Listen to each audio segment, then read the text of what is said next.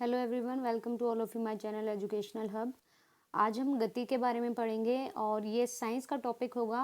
ये जो फिजिक्स में दे रखा है आपको मोशन और फोर्स एंड मोशन अलग है, जो गति और बल है।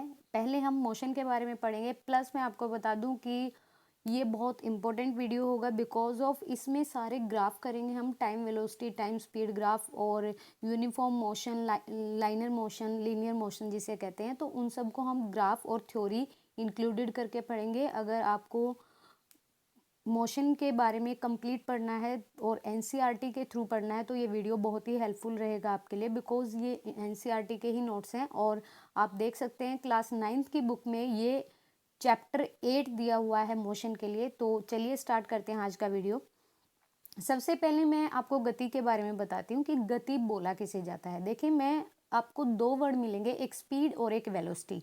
दोनों का मतलब वेग होता है, मतलब स्पीड को हम गति बोलते हैं, वेलोसिटी को हम वेग बोलते हैं। तो मेन डिफरेंस क्या है उस चीज़ को भी यहाँ पर क्लैरिफाई करेंगे। तो लेट्स स्टार्ट योर वीडियो। दैनिक जीवन में हम कुछ वस्तुओं को विराम अवस्था में तथा कुछ को गतिमान अवस्था में पाते हैं। मतलब कुछ चीज़ें तो स्टेशनरी होती हैं और कुछ चीज़ें मूवेबल होती हैं। जैसे पक्षी उड़ते हैं, मछलियाँ तैरती हैं, रक्त का प्रवाह शिरा धमनियों में होता है, मोटर गाड़ियाँ चलती हैं, परमाणु जो मॉलिक्यूल्स हैं, एटम हैं, जो सैटेलाइट्स हैं, जो स्टार्स हैं, जो हमारे आकाश गंगाएं, सभी क्या है, ये गतिमान है, मतलब इनका वेग है। हम प्राय ये समझते हैं कि कोई वस्तु गति में तभी होती है जब वह समय के साथ अपनी स्थिति को परिवर्तित करती है। मतलब अगर जैसे कोई ऑब्जेक्ट है, ए ऑब्जेक्ट है और वो पॉइंट 1 से चला है और किसी पॉइंट 2 पर पहुंचता है, तभी हमें क्या लगता है कि वो अपने वेग में है या फिर वो गति में है, जिनमें गति के अस्तित्व के अप्रत्यक्ष साक्ष्य हैं। उदाहरण के लिए हम हवा की गति का अनुमान धूल कण के उड़ने और पेड़ की शाखाओं और पत्तियों के हिलने डुलने से लगाते हैं। क्या होता है कि अगर मतलब पेड़ की पत्तियां हिल डुल रही हैं या फिर धूल उड़ रही है तो हम क्या कहते हैं कि हवा चल रही है। लेकिन किसी दिन अगर पेड़ की पत्तियां नहीं हिल रही हैं और धूल नहीं उड़ रही है तो हम कहते हैं हवा नहीं चल रही। पर ये गलत है, ऐसा नहीं हो सकता। हवा चल रही होती है, वो अपनी गति में होती है।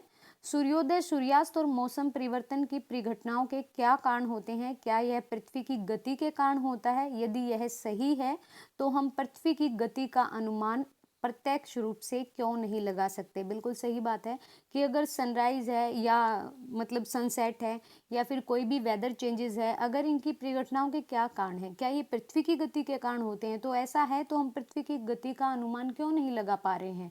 तो वही जाने। गति का वर्णन किया गया है। हम किसी वस्तु की स्थिति को एक निर्देश बिंदु निर्धारित कर व्यक्त करते हैं। कोई भी हम पॉइंट लगा लेते हैं और उसको उसका एक मॉनिटर पॉइंट बताते हैं। आइए हम इसे एक उदाहरण के द्वारा समझते हैं। माना किसी गांव में एक स्कूल रेलवे स्टेशन से 2 किलोमीटर नॉर्थ डायरेक्शन में है। मान लीजिए कि किसी गांव में एक स्कूल है जो कि उत्तर दिशा में है 2 किलोमीटर। हमने स्कूल की स्थिति को रेलवे स्टेशन के सापेक्ष निर्धारित किया है। इस उदाहरण में हम रेलवे स्टेशन को मॉनिटर पॉइंट मानेंगे और दूसरे जो पॉइंट हैं उनको हम अपनी सुविधा अनुसार चयन कर लेंगे कि हमने कौन सा पॉइंट कहाँ रखना है। इसीलिए किसी वस्तु की स्थिति को बताने के लिए हम एक मॉनिटर पॉइंट की ज़रूरत होती है और जिसे क्या कहा जाता है, एक मूल बिंदु कहा जाता है। और मैं आपको बताऊंगी कि ये कैसे होता है, तो आप प्लीज़ पूरा वीडियो देखिएगा एंड बी पेशेंस रखिएगा थोड़ा सा। गति का अगर हम प्रकार पढ़ते हैं, वेग के अगर हम प्रकार पढ़ते हैं, गति के, स्पीड के, तो जो सबसे पहला जो प्रकार आता है वो हमारे पास आता है सरल रेखीय गति का। जो बीच में था वो इम्पोर्टेंट नहीं था, इसलिए मैंने वो पोर्शन नहीं लिया, और ये इम्पोर्टेंट है और यहाँ से हमारा जो मेन पॉइंट है एग्जाम का, जहाँ से क्वेश्चन फॉर्मेशन हो सकता है, तो इसीलिए मैंने ये पॉइंट लिया है यहाँ पे। तो सरल रेखीय गति क्या होता है?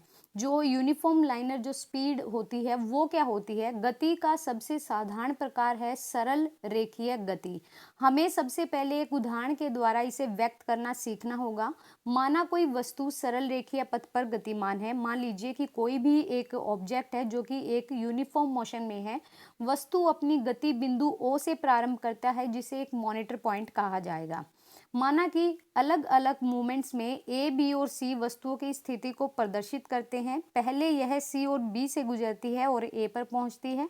इसके पश्चात यह उसी पथ पर लौटती है और बी से गुजरती हुई सी तक पहुंचती है। जबकि मॉनिटर पॉइंट ओ माना है, लेकिन जो डायरेक्शंस हैं वो हम अपनी सुविधा के अनुसार चयन करेंगे। और वो कैसे गुजरती है, पहले तो किससे गुजरी, सी और बी से ए पर पहुंच गई, फिर वो बी से गुजर के सी पर पहुंच गई। वस्तु के द्वारा तय की गई जो कुल दूरी हुई, अब देखिए अब हमें जरूरत पड़ेगी यहाँ पे कि मान लीजिए ये मॉनिटर पॉइंट है, ये ओ पॉइंट है, ठीक है। वस्तु सी और बी से गुजर के यहाँ पर पहुंची ए पॉइंट पर, यहाँ पर उसका डेस्टिनेशन था। सी और बी से गुजरकर ए पॉइंट पर पहुंच गई, फिर बी से गुजरकर सी पॉइंट पर पहुंच गई। हमें उसकी टोटल स्पीड बतानी है। तो वस्तु के द्वारा तय की गई कुल दूरी क्या हुई, जैसे अगर ये मान लीजिएगा कि आप ये O मान लीजिएगा, ये A मान लीजिएगा और ये C मान लीजिएगा कि O से A पर पहुंची और A से C पर पहुंची।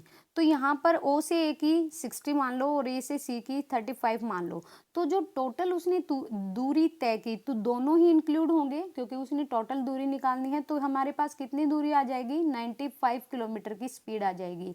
यह वस्तु के द्वारा तय की गई दूरी है। किसी वस्तु की दूरी को निर्धारित करने के लिए हमें केवल अंकीय मान की आवश्यकता होती है। अगर हमें किसी वस्तु की दूरी को इंडिकेट करना है तो हमें क्या अंकीय मान की आवश्यकता होगी। तो किसी वस्तु की दूरी को अगर निर्धारित करना है या इंडिकेट करना है तो हमें अंकीय मान की आवश्यकता होती है, ना कि गति की दिशा की। कुछ ऐसी राशियां होती हैं जिन्हें केवल उनके अंकीय मान द्वारा व्यक्त किया जाता है। किसी भौतिक राशि का अंकीय मान उसका परिमाण होता है। इसी उदाहरण के द्वारा क्या आप वस्तु के प्रारंभिक स्थिति O से उसकी अंतिम स्थिति C तक की दूरी ज्ञात कर सकते हैं। यह दूरी आपको A से गुजरते हुए O से C तक के विस्थापन का अंकीय मान देगा। वस्तु की प्रारंभिक व अंतिम स्थिति के बीच की न्यूनतम दूरी को वस्तु का विस्थापन कहते हैं।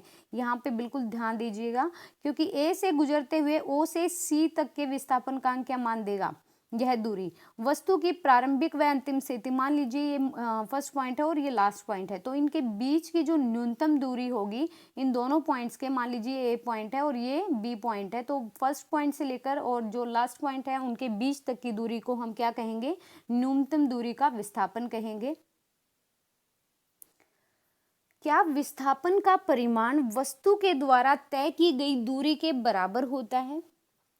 चित्र 8.1 में दिए गए उदाहरण को ले लेते हैं हम, जो हमें सी और ए से गुजरती बी तक पहुंची थी और फिर बी से गुजरती हुई सी तक पहुंची थी और टोटल हमने दूरी निकाली थी। तो ओ से ए तक वस्तु के गति के लिए तय की गई दूरी कितनी हुई, 60 किलोमीटर हुई। तथा विस्थापन का परिमाण भी कितना हुआ, जो टोटल दूरी हुई, क्योंकि first point two last point हमने पढ़ा यहाँ पर कि उनके दोनों के बीच की जो दूरी होगी उसको विस्थापन बोलेंगे। तथा विस्थापन का परिमाण भी कितना हुआ, 60 किलोमीटर हुआ। ओ से ए तथा फिर से बी तक गति के दौरान तय की गई दूरी कितनी हुई, 6 किलोमीटर प्लस 25 किलोमीटर, 85 किलोमीटर आ गई। जबकि विस्थापन का परिमाण कितना आया, 35 किलोमीटर आया। इसीलिए विस्थापन का परिमाण कितना माना जाएगा, 35 किलोमीटर माना जाएगा। तो जो तय की गई दूरी होगी वो 85 किलोमीटर के इक्वल नहीं होगी। क्यों नहीं होगी, क्योंकि जो विस्थापन का परिमाण होता है वही हमारा टोटल वेग होता है, वही हमारी जो मतलब दूरी होगी टोटल वही होगी। तो आगे देखिए, विस्थापन का परिमाण कितना, 35 किलोमीटर। इसीलिए विस्थापन का परिमाण 35 किलोमीटर तय की गई जो दूरी है 85 किलोमीटर के बराबर नहीं होगा। हम फिर से देखेंगे कि गति के दौरान विस्थापन का परिमाण शून्य हो सकता है।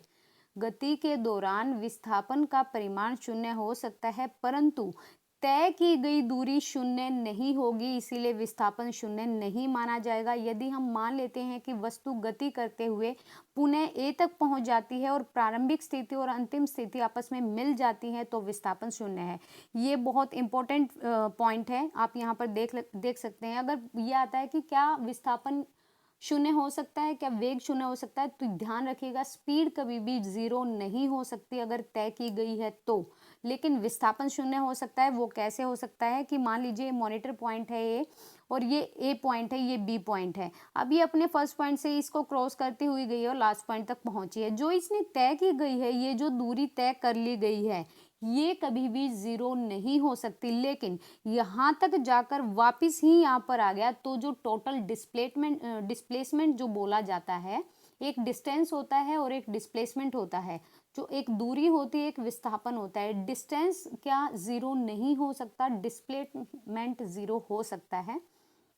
यद्यपि इस यात्रा में तय की गई दूरी ओ ए प्लस ओ बी, तो ए ओ कितनी थी 60 किलोमीटर प्लस 60 किलोमीटर, अगर वो वापस आते हैं तो कितनी हो गई 120 किलोमीटर।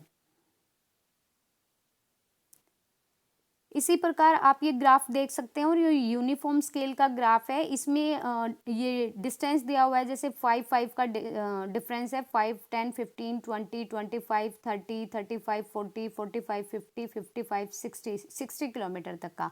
ओ पॉइंट है यहाँ पर जो मेजर पॉइंट है, उसका जो स्टार्टिंग पॉइंट है, और ये यहाँ पर सी पॉइंट है 25 किलोमीटर पे, और फिर बी पॉइंट है 35 किलोमीटर पे। मैंने आपको बताया था कि वो ए बी को गुजरती हुई सी बिंदु पर पहुंचती है। तो आप ध्यान रखिएगा कि 85 कैसे आया था और 95 कैसे आया था। आप यहाँ से बिल्कुल आपकी कंफ्यूजन दूर हो जाएगी कि जब हमने 60 प्लस 35 किया था तो 95 आया था, और जब हमने विस्थापन नहीं ऐड किया था, क्योंकि ये 10 किलोमीटर ऐड नहीं हुआ था उसमें, समझ गए, तो 85 आया था। तो यहाँ पर जो ए पॉइंट है वो 60 पर है, और जो बी पॉइंट है वो 35 पर, और सी पॉइंट है वो 25 पर है। तो यहाँ से हमें एक तो ये पता चला कि डिस्प्लेसमेंट जीरो हो सकता है बट डिस्टेंस जीरो नहीं हो सकता, और दूरी का अपना एक मतलब अगर दूरी तय की गई है तो वो अंकीय मान में ही प्रदर्शित की जाएगी, उसके लिए कोई ग्राफ बनाने की जरूरत नहीं है। तो ये सरल रेखीय पथ पर गतिमान वस्तु की स्थितियां दर्शाई गई हैं। और इससे आगे हम जो हमारे ग्राफ होते हैं उनको करेंगे हम टाइम स्पीड का ग्राफ, टाइम वेलोसिटी का ग्राफ, मोशन के चैप्टर में ही इंक्लूड होते हैं। अगर वीडियो पसंद आई तो प्लीज़ लाइक करके जाएगा and subscribe also my channel. So thank you for watching my video. Thank you to all of you. Thank you.